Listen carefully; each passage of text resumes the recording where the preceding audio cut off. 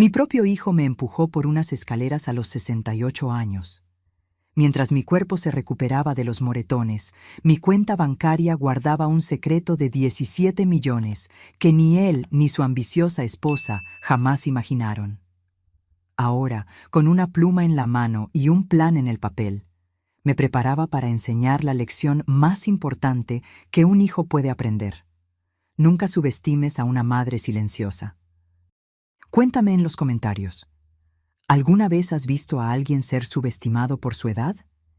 ¿Y de qué ciudad nos acompañas en esta historia? Me encanta saber hasta dónde llegan.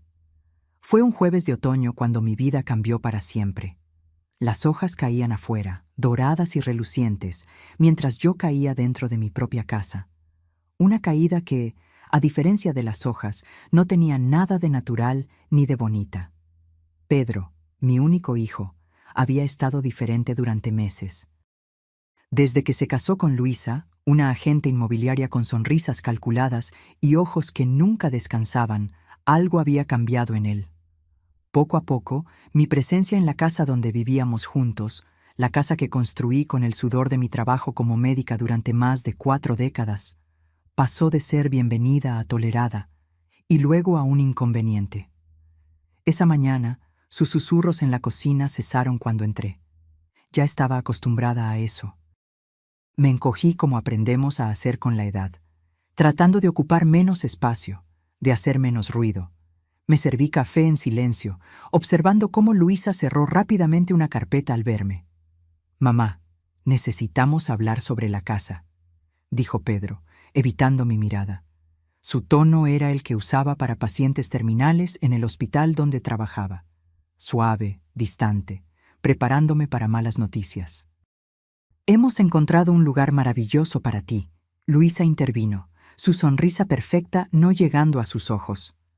«Una comunidad para personas de tu edad, actividades, amigos, cuidados». No necesité escuchar el resto. Sabía exactamente lo que estaba pasando. La casa valía mucho ahora, con el nuevo desarrollo en la zona. Y yo estaba en el camino.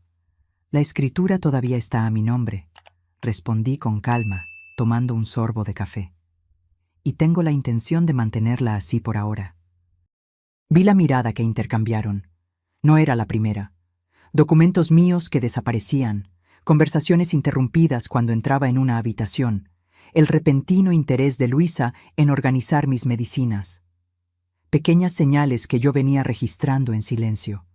«Mamá, sé razonable», insistió Pedro, endureciendo su voz.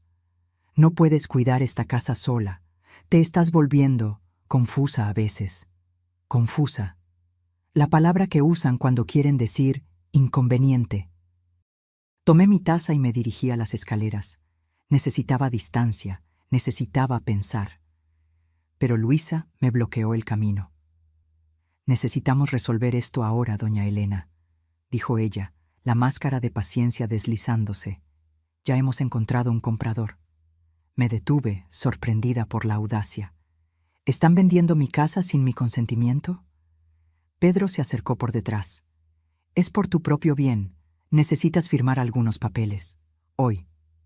Intenté pasar por Luisa, pero ella me agarró del brazo. Me di la vuelta para soltarme y sentí las manos de Pedro en mi espalda. No con la fuerza suficiente para parecer un empujón intencional, pero lo suficiente para desequilibrarme en la cima de las escaleras.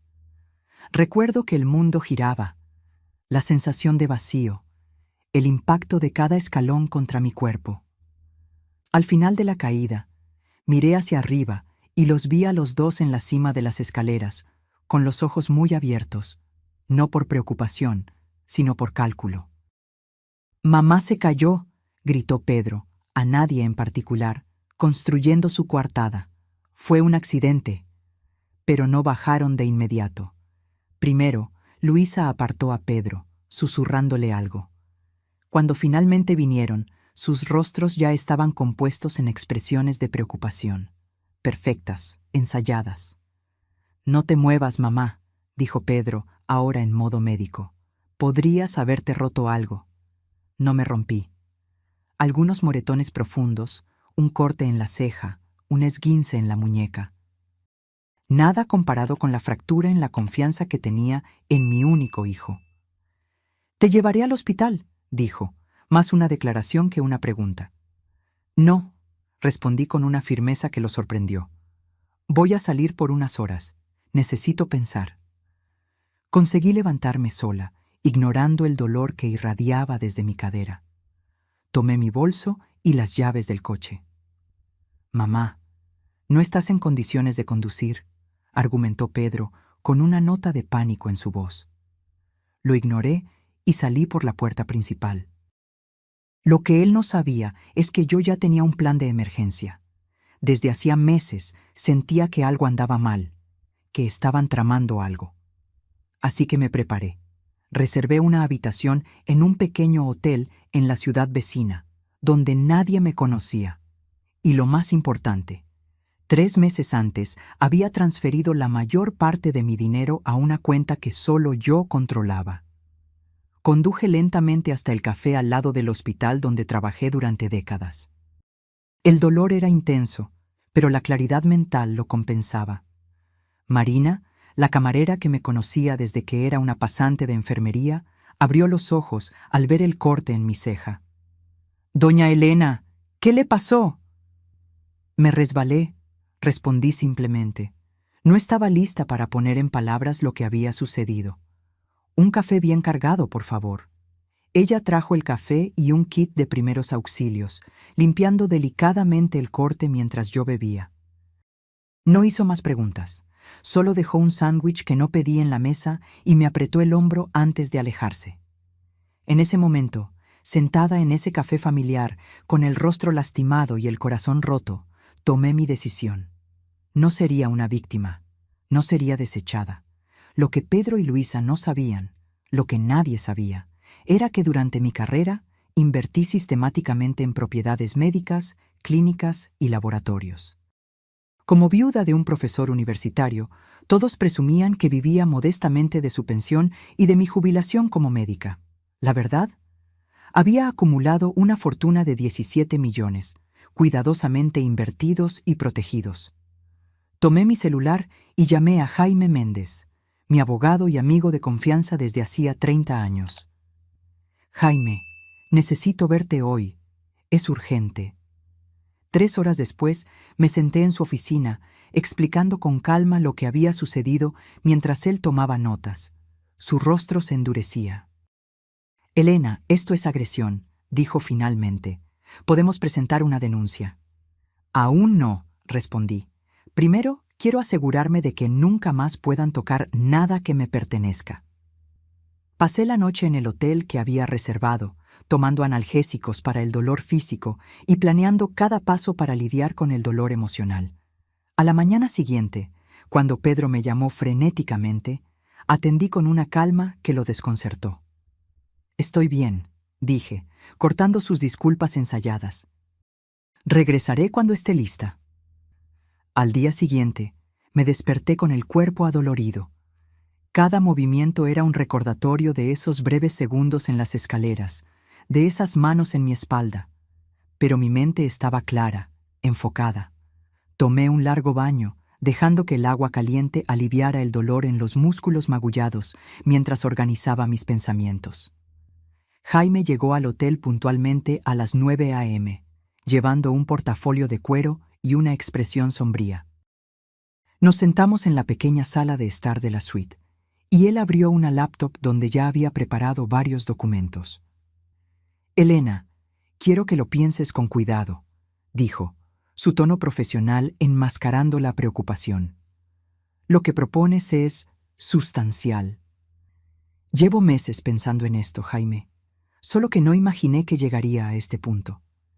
Él asintió, entendiendo que mi decisión no era un impulso nacido del trauma, sino una conclusión madurada por la observación.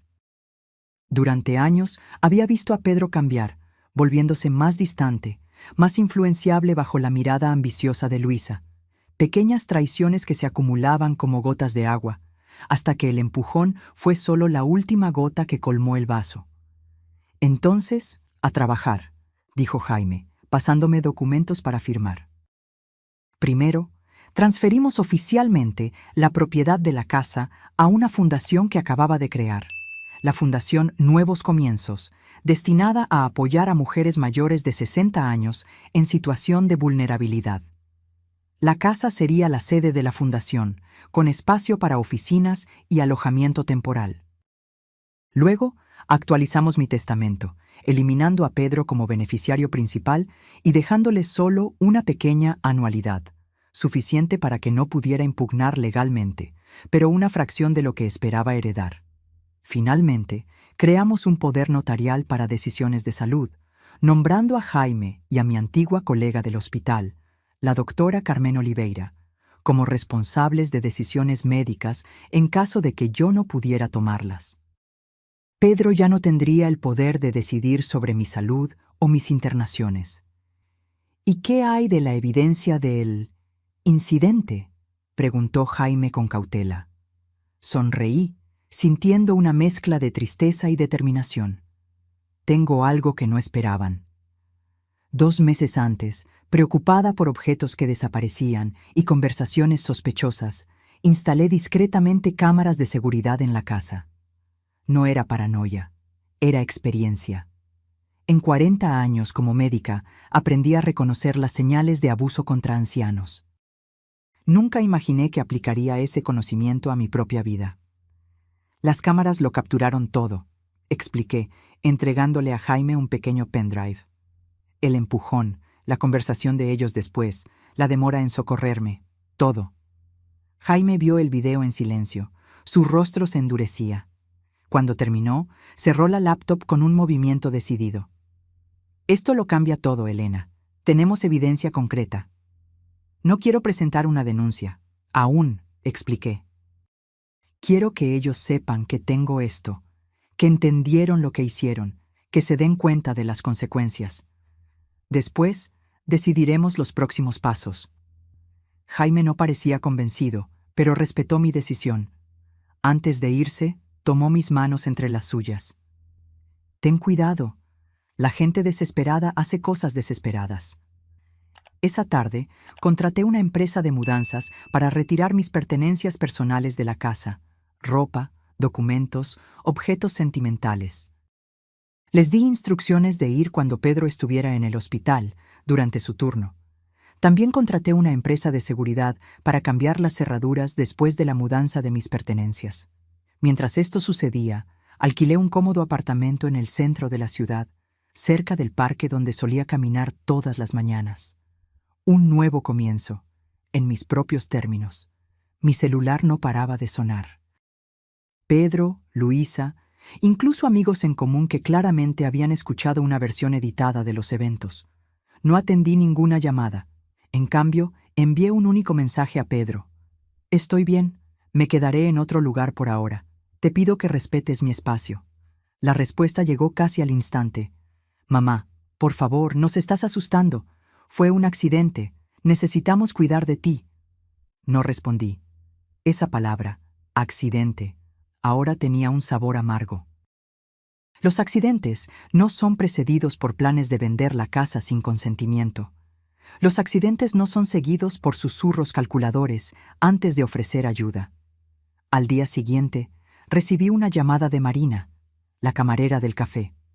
Doña Elena, su hijo estuvo aquí preguntando por usted. Parecía bastante trastornado. ¿Qué le dijiste? Solo que la vi el otro día, pero no mencioné las heridas. Algo me dijo que fuera discreta. Gracias, Marina. Hiciste bien. Ella dudó antes de continuar. Doña Elena, cuando entró al café con ese corte, me recordó a mi abuela. Ella también se resbalaba mucho cuando vivía con mi tío. Sentí un nudo en la garganta. Estoy lidiando con eso, Marina. No te preocupes. Si necesita algo, aquí estamos. Todos nosotros en el café. Usted ha ayudado a mucha gente en esta ciudad a lo largo de los años. Sus palabras me reconfortaron. Durante décadas como médica en una ciudad pequeña, traté a generaciones de familias.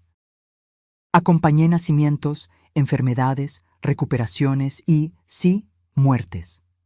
Construí una red de relaciones basada en la confianza y el respeto. Era hora de activar esa red. Después de una semana en el nuevo apartamento, con todos los documentos legales organizados, decidí dar el siguiente paso. Envié un correo electrónico formal a Pedro y Luisa. Estimados, por medio de la presente, les informo que no volveré a residir en la casa de la calle de las Palmeras. La propiedad ahora pertenece legalmente a la Fundación Nuevos Comienzos, según la documentación registrada en la notaría la semana pasada. También les informo que poseo evidencia del incidente ocurrido el jueves pasado, incluyendo grabaciones de video y documentación médica de las heridas resultantes. No deseo cortar lazos por completo, pero establezco las siguientes condiciones para cualquier contacto futuro: reconocimiento formal de lo que sucedió, compromiso con terapia familiar, cese inmediato de cualquier intento de controlar mis finanzas o decisiones.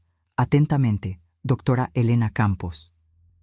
Hice clic en enviar y dejé el celular a un lado, sintiendo que un peso se quitaba de mis hombros. Era el primer paso para reconstruir mi vida en mis propios términos.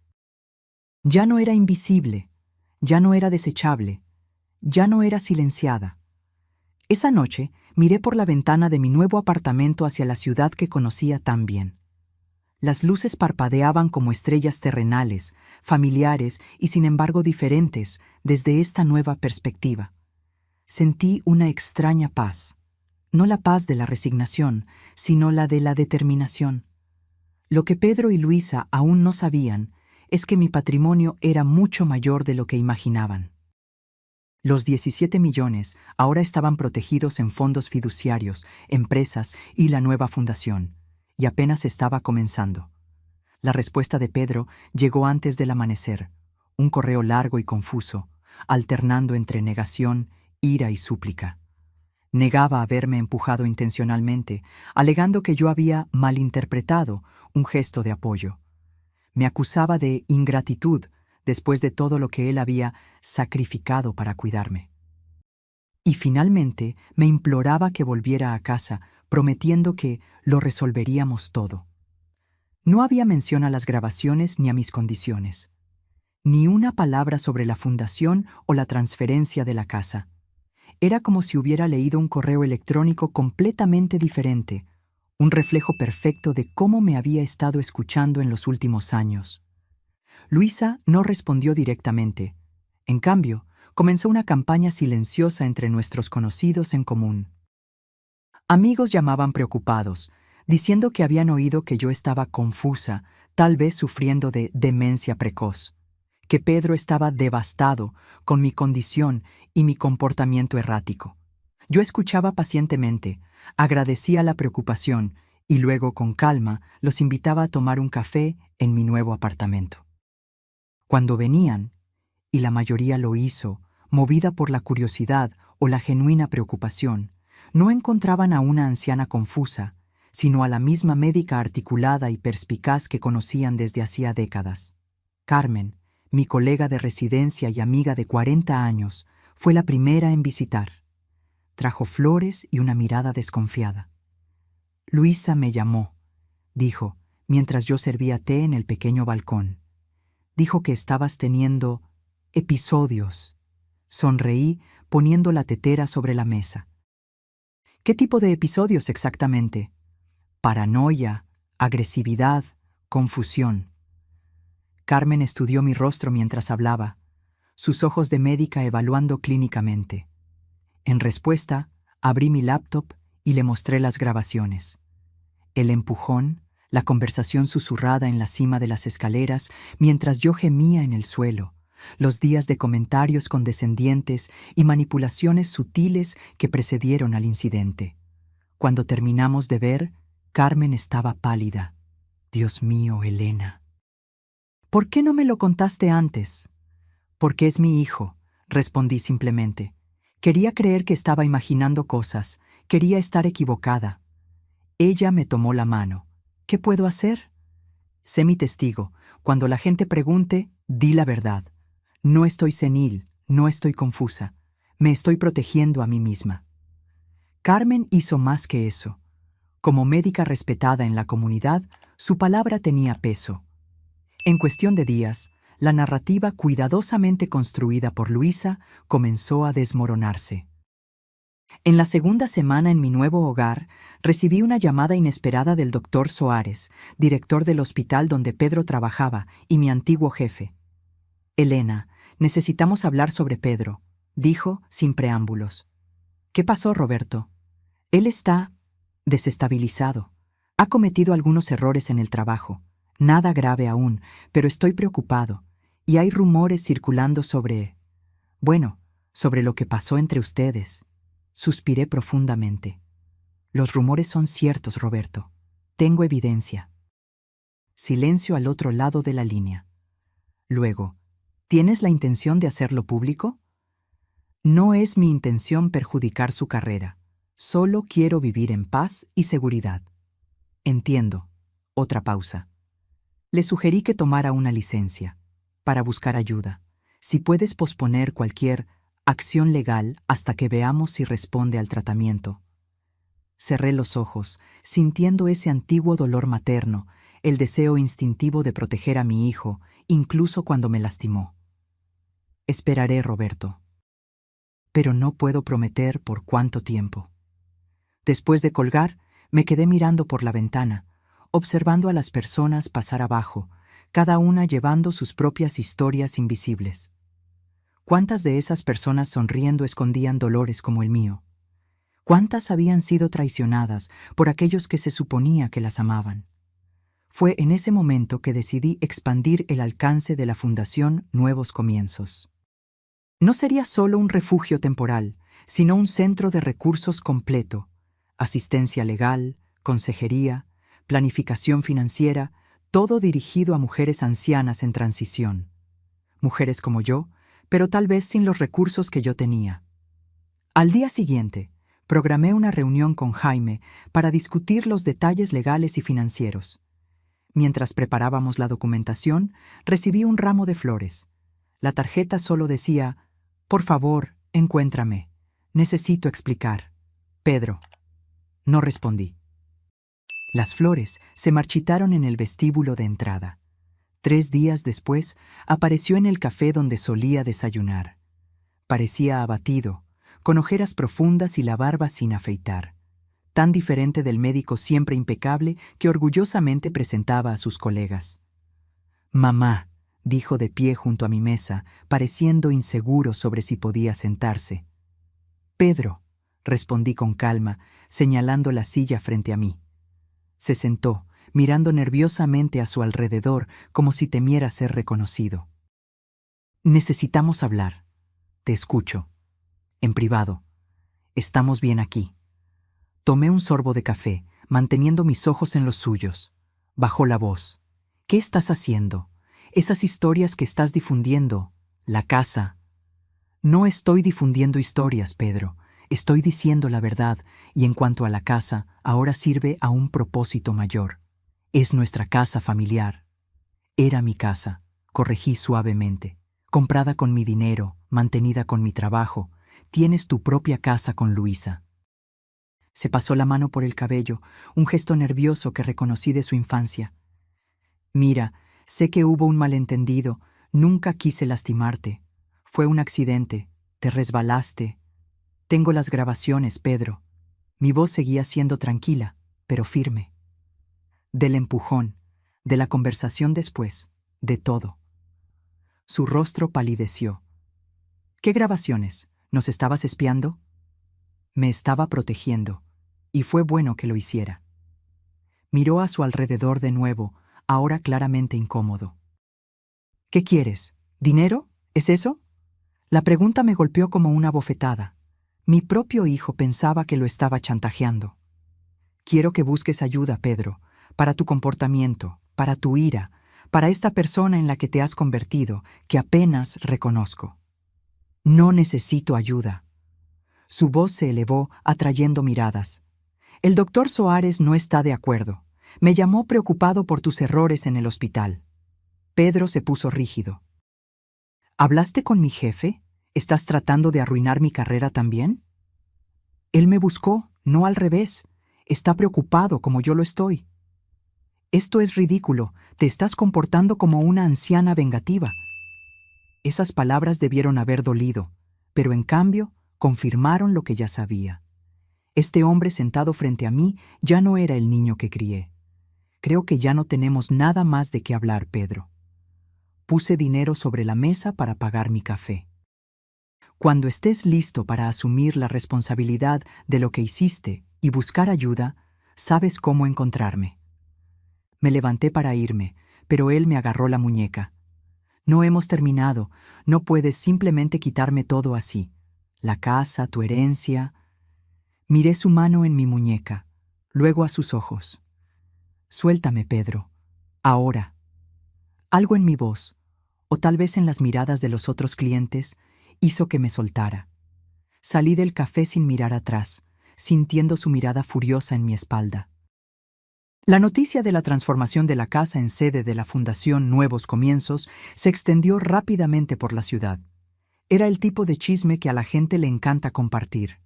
Un giro inesperado, una historia de redención, un poco de drama familiar. Para mi sorpresa, la reacción fue mayoritariamente positiva. Antiguas pacientes llamaban ofreciendo apoyo, voluntariado y donaciones.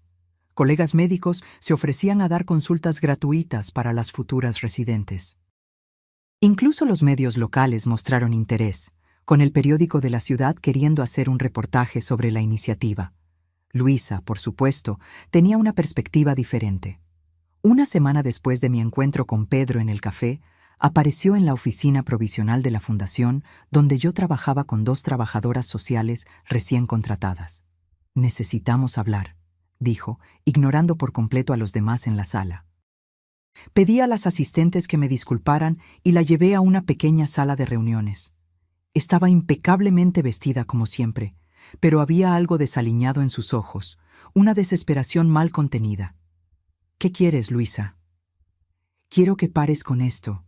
Toda esta farsa», gesticuló vagamente hacia la oficina. «Esta fundación, esas historias sobre Pedro, estás arruinando nuestras vidas».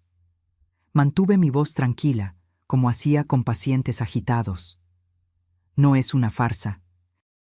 La fundación está legalmente registrada, con financiación garantizada y una misión clara. En cuanto a Pedro, no he difundido historias sobre él. No seas ingenua. Todo el mundo está hablando. Él podría perder su trabajo. Si Pedro pierde su trabajo, será por sus propias acciones, no por mis palabras». Se inclinó hacia adelante, bajando la voz. «Mira, podemos resolver esto. Devolver la casa a ti, olvidar toda esta historia, empezar de nuevo. La casa no está a la venta, Luisa. Y algunas cosas, una vez rotas, no pueden simplemente ser arregladas». Su rostro se endureció. «No entiendes lo que estás haciendo. Pedro no está bien, está bebiendo, tiene ataques de ira. No sé lo que puede hacer». Era una advertencia disfrazada de súplica. Reconocí el patrón. Lo había visto en familias de pacientes muchas veces. El miedo a lo que un ser querido inestable podría hacer. Si temes por lo que Pedro puede hacer, sugiero que busques ayuda para él. Y si temes por tu propia seguridad, hay apoyo disponible. Sus ojos se abrieron. «No estoy diciendo que me lastimaría. Estoy diciendo que él puede lastimarse a sí mismo. Entiendo tu preocupación, pero el chantaje emocional no funcionará conmigo, Luisa. Ya no». Se levantó bruscamente. «Te arrepentirás de esto. Cuando Pedro lo pierda todo por tu culpa, cuando haga algo de lo que no pueda volver atrás, recuerda esta conversación». Después de que se fue, me quedé sentada por un largo tiempo, respirando profundamente para calmar mi corazón acelerado. La amenaza velada me perturbó más de lo que quería admitir. Llamé a Jaime y le conté la conversación. «Debemos tomar esto en serio», dijo, con la preocupación evidente en su voz. «Voy a tramitar una orden de alejamiento preventiva. ¿Crees que es necesario? Elena, eres médica. Sabes lo impredecibles que pueden ser los pacientes inestables. Y Pedro tiene acceso a medicamentos y conocimiento médico. Tenemos que ser cautelosos». Acepté de mala gana. Por mucho que quisiera creer que mi hijo nunca me lastimaría intencionalmente, el empujón en las escaleras había destruido esa ilusión. Si lo hizo una vez, bajo presión, ¿qué haría ahora que estaba perdiendo todo? La orden de alejamiento fue concedida rápidamente, gracias a la grabación del incidente y al testimonio de Carmen sobre mis heridas. Pedro no podría acercarse a mí, a mi apartamento o a la sede de la fundación. Cuando se entregó la notificación, recibí una llamada devastadora de Roberto Suárez. Elena, Pedro no se presentó al turno hoy. Descubrimos que ha estado tomando medicamentos del hospital. Lo estoy suspendiendo oficialmente y derivando el caso a la junta médica. Sentí como si el aire hubiera sido arrancado de mis pulmones. ¿Crees que él está? No lo sé. Intentamos llamarlo. Enviamos a alguien a su casa. Luisa dice que salió anoche y no ha vuelto. Mi corazón de madre se encogió, ese vínculo primordial que persiste sin importar lo que haya sucedido. Si tienes noticias, serás la primera en saber. Pasé las siguientes horas en un estado de ansiosa expectativa. Una parte de mí quería salir a buscarlo, revisar todos los lugares que frecuentábamos cuando era niño. El parque con el viejo carrusel, la heladería en la plaza central, la biblioteca donde pasábamos las tardes lluviosas. Pero la parte racional de mí sabía que no sería seguro, ni para mí ni para él. A las 11 p.m., cuando ya me preparaba para una noche de insomnio, el teléfono sonó. Era Carmen. «Encontraron a Pedro», dijo, su voz profesional enmascarando la emoción. «Está en el Hospital Santa Clara. Sobredosis de medicamentos, Elena. Está estable, pero...» No escuché el resto. Un zumbido llenó mis oídos. Imágenes de mi niño de 5 años sosteniendo un estetoscopio, del adolescente orgulloso con su primer uniforme médico, del hombre seguro de sí mismo el día de su graduación en medicina. Y ahora, acostado en una cama de hospital por su propia mano. «Voy para allá», dije, ya buscando mis llaves. «Elena, la orden de alejamiento. Al diablo con la orden de alejamiento. Es mi hijo». Cuando llegué al hospital, el mismo donde trabajé durante décadas, donde Pedro creció corriendo por los pasillos, fui recibida por el doctor Soares. Su rostro estaba serio, pero sus ojos eran amables. «Él estará bien», me aseguró antes de que yo pudiera preguntar. «Lo encontramos a tiempo. Físicamente se recuperará por completo. ¿Y mentalmente?», Roberto suspiró. «Eso llevará más tiempo. Dejó una carta, Elena, para ti». Miré el sobre en sus manos, mi nombre escrito con la letra familiar de Pedro. «¿Luisa está aquí?» «Vino, pero se fue poco después. Dijo que necesitaba resolver algunas cosas». Tomé el sobre con manos temblorosas. «¿Puedo verlo?» «Está sedado ahora, pero puedes entrar, solo por unos minutos». La UCI estaba silenciosa a esa hora, solo el pitido constante de los monitores y el susurro de los enfermeros intercambiando información. Pedro parecía pequeño en la cama del hospital, tubos y cables conectados a su cuerpo, la piel pálida contra las sábanas blancas. Me senté a su lado, sin tocarlo, solo observando el subir y bajar de su pecho. Después de unos minutos, abrí la carta. «Mamá, cuando leas esto, tal vez ya no esté aquí. Ya no puedo vivir con lo que hice, con lo que me convertí. Desde que papá murió, sentí que necesitaba demostrar algo. Ser más, tener más. Luisa alentó eso, pero la culpa es mía. La elección fue mía». Ese día en las escaleras, yo sabía lo que estaba haciendo. No fue un empujón impulsivo, fue calculado. Pensé que si te lastimabas, podríamos convencerte de que necesitabas cuidados, que ya no podías vivir sola. El plan era internarte, asumir el control legal, vender la casa. Todo para un nuevo comienzo, una consulta propia, una vida que creí que merecía. Nunca imaginé que lo descubrirías, que estarías un paso por delante. Cuando vi lo que hiciste con la casa, con tu dinero, cuando me di cuenta de que todos sabían la verdad sobre mí, no pude soportarlo. No el juicio de ellos, sino tu mirada en ese café. no con ira, sino con decepción. Lo siento, mamá, más de lo que las palabras pueden expresar. No pido perdón, no lo merezco.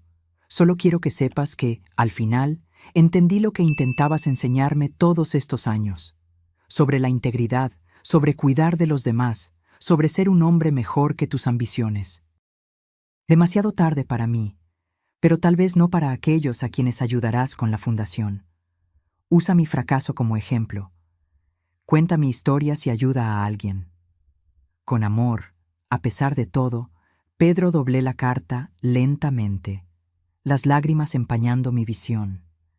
No eran lágrimas solo de dolor, sino de una comprensión profunda y triste. Mi hijo se había perdido en algún momento del camino y yo no me había dado cuenta hasta que fue demasiado tarde. Me quedé a su lado hasta el amanecer, observando su rostro en busca del niño que conocí, pensando en todas las formas en que ambos nos habíamos fallado el uno al otro. Cuando los primeros rayos de sol entraron por la ventana, tomé una decisión. Acaricié suavemente su frente, como hacía cuando era pequeño y tenía fiebre. «Vamos a encontrar un camino de regreso, hijo», susurré. De alguna manera.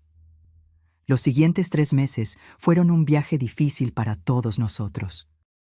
Pedro fue transferido a una clínica de rehabilitación después de ser dado de alta del hospital, especializada en profesionales de la salud con problemas de dependencia química y salud mental. Inicialmente, mantuve la distancia, siguiendo la recomendación de los terapeutas, pero nos escribíamos cartas semanalmente. Un regreso a una forma de comunicación más reflexiva, más honesta. La primera vez que lo visité, 60 días después de su internación, fue un encuentro cargado de emoción. Sentados en un jardín tranquilo de la clínica, lejos de los oídos de los otros pacientes, finalmente tuvimos la conversación que necesitábamos tener. «Pasé tanto tiempo enojado», dijo Pedro, mirando sus propias manos. «Con papá por morir temprano, contigo por ser tan exitosa, conmigo mismo por nunca sentirme suficiente». «Nunca supe que te sentías así», respondí, dándome cuenta de cuánto habíamos dejado sin decir a lo largo de los años. Yo tampoco lo sabía, no realmente. Lo enterré todo bajo capas de ambición y resentimiento. Luisa solo explotó algo que ya estaba allí. Hablando de Luisa, ella había desaparecido de la vida de Pedro poco después de su internación. Jaime descubrió que había vaciado las cuentas conjuntas y puesto la casa de ellos en venta incluso antes de que Pedro recibiera el alta del hospital. Un final predecible para una relación construida sobre la ambición compartida. «¿Qué pasó con la orden de alejamiento?», preguntó Pedro, mirándome directamente por primera vez. «Suspendida, condicionalmente, mientras continúes el tratamiento y las sesiones de terapia familiar que comenzaremos la próxima semana». Él asintió, aceptando los términos sin discusión. Un cambio notable del hombre que me había confrontado en el café meses atrás. Mientras Pedro luchaba con su recuperación, la Fundación Nuevos Comienzos florecía. La antigua casa familiar ahora albergaba a 6 mujeres mayores en transición, 2 viudas recientes, una sobreviviente de abuso doméstico y 3 que simplemente necesitaban un nuevo comienzo después de cambios en sus vidas. Además del refugio temporal, ofrecíamos consejería legal, planificación financiera y un programa de reinserción profesional para mujeres mayores de 60 años. Carmen se unió al consejo directivo, aportando su experiencia médica y su compromiso inquebrantable con el bienestar de las mujeres mayores. Juntas, expandimos la visión inicial para incluir investigación sobre el envejecimiento femenino y la defensa de políticas públicas más inclusivas. Una tarde particularmente ajetreada, mientras entrevistábamos a candidatas para una nueva vacante en el refugio, Carmen me miró con una sonrisa curiosa. «Nunca imaginaste que un empujón por las escaleras te llevaría a todo esto, ¿verdad? Ni en mis pesadillas más oscuras, ni en mis sueños más ambiciosos», respondí, sonriendo de vuelta. «¿Sabes qué es lo que más me impresiona? Podrías haber usado tu dinero e influencia para destruir a Pedro por completo. Habría sido justificable, considerando lo que hizo. Pero en cambio, estoy tratando de arreglar lo que se puede arreglar, completé, incluyendo a mi hijo, si es posible.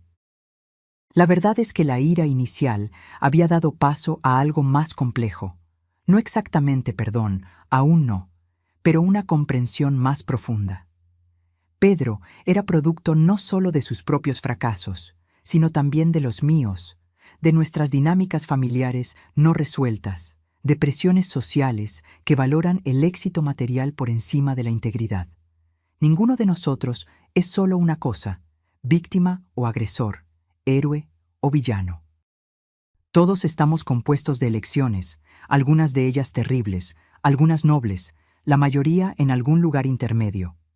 4 meses después del incidente en las escaleras, organizamos el primer evento público de la Fundación, un simposio sobre envejecimiento con dignidad en el auditorio del hospital. Para mi sorpresa, Pedro pidió participar, no como orador, sino como oyente. ¿Crees que es una buena idea?, pregunté durante nuestra sesión de terapia familiar. Habrá mucha gente que conoce nuestra historia. Exactamente por eso necesito estar allí, respondió. No puedo esconderme para siempre. Necesito enfrentar lo que hice, públicamente. El día del evento, Pedro se sentó discretamente en la última fila. Noté algunas miradas, algunos susurros, pero la mayoría de la gente estaba concentrada en el programa. Charlas sobre los derechos de los ancianos, planificación patrimonial, prevención de abusos financieros, todos temas que habían adquirido un nuevo significado personal para mí. Cuando llegó mi turno de hablar, sentí un nerviosismo que no experimentaba desde mis primeros días como médica. Miré a las caras atentas en la audiencia, vi a Carmen en la primera fila animándome con un gesto, y luego, brevemente, encontré los ojos de Pedro en el fondo de la sala. Estamos aquí hoy para hablar sobre la dignidad en el envejecimiento, comencé. Sobre el derecho de cada persona a mantener el control sobre su vida, sus elecciones, su futuro, independientemente de la edad. Este derecho a veces se viola de maneras obvias y violentas, pero más a menudo se erosiona silenciosamente a través de pequeñas desconsideraciones, exclusiones sutiles, decisiones tomadas por nuestro propio bien sin nuestro consentimiento. Hice una pausa, respirando hondo antes de continuar. Algunos de ustedes conocen mi historia personal, los eventos que me llevaron a crear esta fundación. Lo que quizás no sepan es que esa historia no comenzó con un acto de violencia, sino con años de pequeñas concesiones, momentos en los que permití que mi voz fuera silenciada, que mis decisiones fueran cuestionadas, que mi autonomía fuera comprometida. Todo en nombre del amor, de la paz familiar, de la conveniencia. Miré de nuevo a Pedro, que ahora tenía lágrimas en los ojos, pero mantenía el contacto visual. Lo que aprendí, lo que todos necesitamos aprender, es que la dignidad no es algo que pueda ser concedido o retirado por otros. Es un derecho inherente que debemos proteger activamente, en nosotros mismos y en todos a nuestro alrededor. Y cuando esa dignidad es violada, tenemos no solo el derecho, sino la responsabilidad de alzar la voz, de establecer límites, de exigir respeto. Continué hablando sobre los recursos que la Fundación ofrecía, sobre planes futuros, sobre investigaciones y defensa. Pero el mensaje central siguió siendo el mismo. Nunca más sería silenciada. Nunca más me rebajaría para acomodar la comodidad o la conveniencia de otros, y trabajaría para garantizar que ninguna otra mujer necesitara tocar fondo o llegar al pie de unas escaleras para aprender esa lección. Después del evento, mientras conversaba con algunos participantes, noté que Pedro se acercaba con vacilación. Esperó pacientemente a que yo terminara mi conversación, luego dio un paso al frente. Fue inspirador, dijo simplemente. Gracias por permitirme estar aquí. Tú estás haciendo el trabajo difícil, respondí. El de reconocer, el de cambiar, eso es lo que importa. Nos quedamos en silencio por un momento, años de historia no dicha flotando entre nosotros. Estoy vendiendo mi parte de la clínica, dijo finalmente. Donaré el dinero a la fundación, de forma anónima, por supuesto. No quiero que parezca que estoy tratando de comprar la redención. ¿Qué vas a hacer? Acepté un puesto en un hospital público. Salario menor, más horas, pero siento que es donde realmente puedo retribuir, y estoy considerando trabajo voluntario con poblaciones vulnerables, si me aceptan, considerando mi historial. Asentí, sintiendo una mezcla de orgullo y tristeza. Un día a la vez, Pedro. Un día a la vez, él estuvo de acuerdo. A la mañana siguiente, tomé mi café en el balcón del apartamento, observando cómo la ciudad despertaba. A los 68 años, había reconstruido mi vida de maneras que nunca imaginé. Había encontrado una nueva misión, nuevas relaciones, una nueva apreciación por mi propia fuerza. El camino con Pedro sería largo e incierto. Algunas heridas son demasiado profundas para sanar por completo. Algunas roturas nunca vuelven a ser exactamente como eran antes. Pero tal vez no tenían que serlo. Tal vez podríamos construir algo nuevo a partir de los fragmentos, no perfecto, no sin cicatrices, pero honesto de una manera que nunca habíamos sido antes. Esa tarde, caminé hasta el parque donde solía llevar a Pedro cuando era niño. Me senté en el mismo banco donde lo observaba jugar, donde le enseñé a andar en bicicleta, donde lloramos juntos después de la muerte de su padre. El pasado y el presente se entrelazaban como hilos de un tapiz complejo, algunos brillantes, otros oscuros, todos necesarios para el patrón completo. Saqué de mi bolsillo una pequeña llave, la llave de la casa que ahora albergaba la fundación. Pasé mis dedos sobre sus bordes, sintiendo el peso simbólico. Esta llave representaba no solo un lugar físico, sino un cambio fundamental en la forma en que yo existía en el mundo. Ya no estaba disminuida, ya no era invisible, ya no era silenciada. Una anciana se sentó a mi lado, mirando con curiosidad la llave en mis manos. ¿Un lugar especial?, preguntó amistosamente. Sí, respondí sonriendo. Un lugar donde las voces son escuchadas. Suena maravilloso, dijo. Siempre necesitamos más lugares así. La miré más atentamente, los hombros ligeramente encorvados, las manos arrugadas, pero los ojos vivos y perspicaces. Me pregunté cuál sería su historia, qué silencios cargaba, qué palabras esperaban ser dichas. De hecho, dije, guardando la llave y extendiendo mi tarjeta, quizás le gustaría conocer este lugar, siempre estamos con las puertas abiertas. Ella tomó la tarjeta, leyendo el nombre de la fundación con creciente interés. Mientras comenzábamos a conversar, sentí esa profunda satisfacción que viene no de la venganza o la justicia, sino de la transformación, de tomar algo roto y reconstruirlo en algo más fuerte, más significativo, más amplio que tú misma. La caída había sido solo el comienzo. Lo que importaba era cómo elegí levantarme. No solo para mí, sino para todas aquellas que vendrían después, buscando un camino a través de sus propias sombras, hacia la luz de sus voces finalmente liberadas. ¿Y tú? ¿Alguna vez has presenciado que alguien sea subestimado por su edad? ¿Cómo reaccionarías si te vieras en una situación similar? Deja tu opinión en los comentarios y no olvides darle me gusta y suscribirte para más historias como esta.